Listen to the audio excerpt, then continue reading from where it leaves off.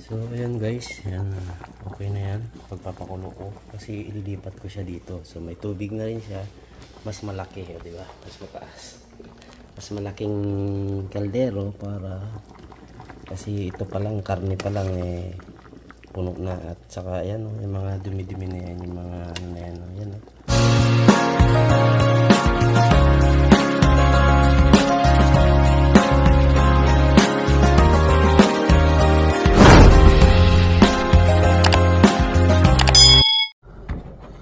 Hugasan muna natin itong ano ito, karne na ito.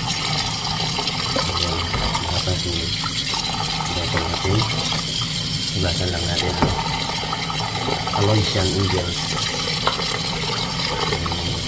Yan, buto-buto yan, buto-buto.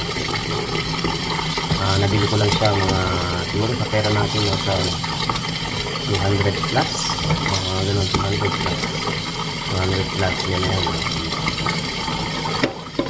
Mahal din ang karne dito. Mahal dito. Halos pa namamarehas lang sa atin. Halos namamarehas lang sa atin. So ayan, hanggasan ko na. So para pag kumulo yun, ready na. Okay? So habang hinihintay natin kumulo yan, so ready na natin yung ano. So yung paminta natin, may paminta tayo dito.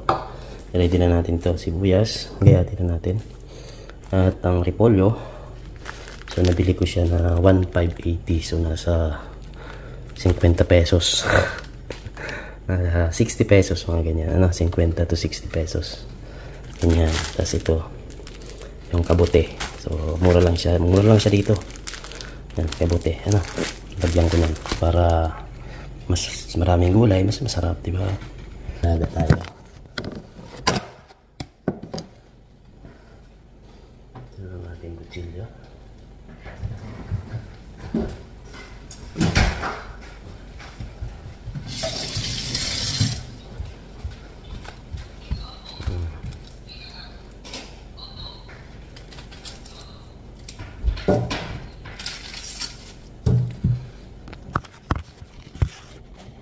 So, gayet-gayet lang tayo.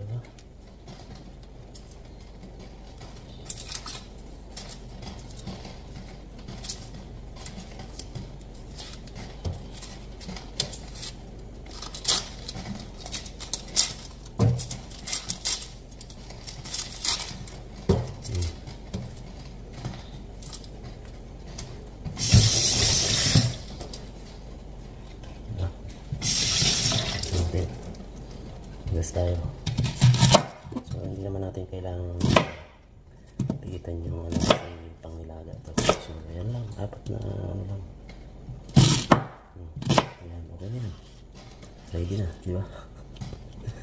Ready na, ready. Tapos ito lang lagyan natin yung plastic. Tanggalin yung plastic para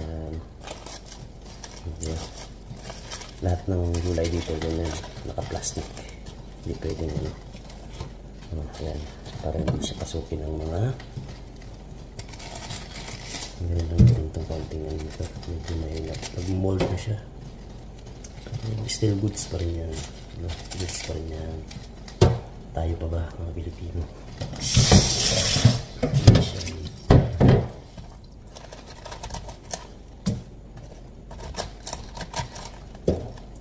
Hatiin lang siya natin ano lang yan.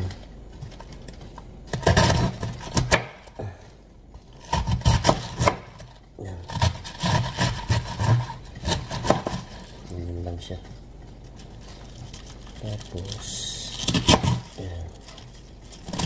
Ganyan lang para hindi siya masyadong ano. Sabihin natin dito para mahugasan siya.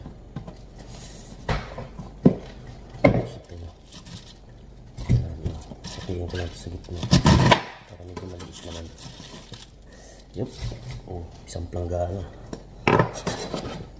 ng repolyo. Malaking repolyo kasi ito. Ayan, puno na kagad, diba? So mabaharang natin yung tubig. Lagyan natin ng tubig para hugasan natin. yung first skills niya, first skill. So, back to dito tayo, dito tayo.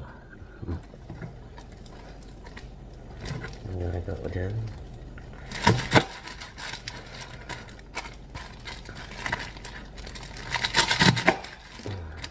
Sama ng plastic.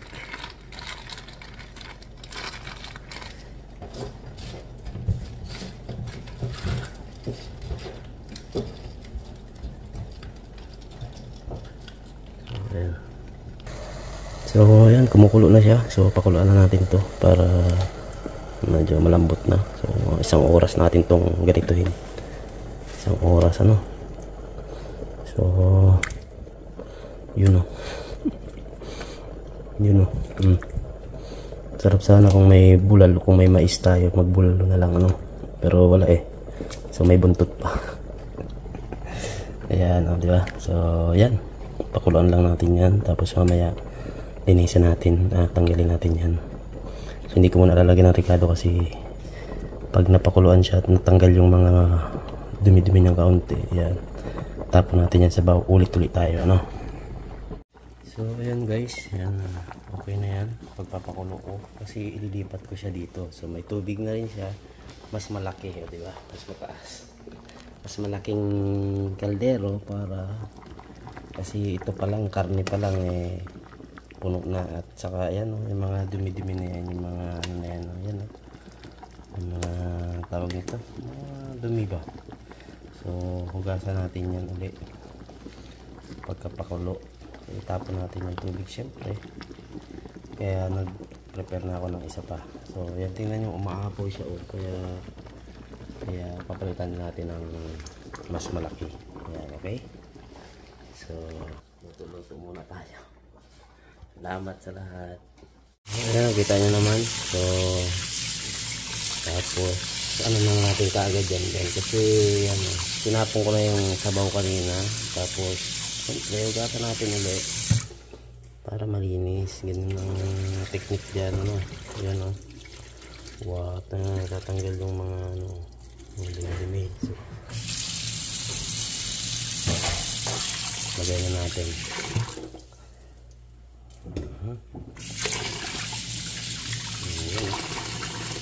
Ayan natin para lasang-lasa na, lumasa na siya. Ayan, lagyan na natin dito. Ang pirasa lang ito kasi ayan.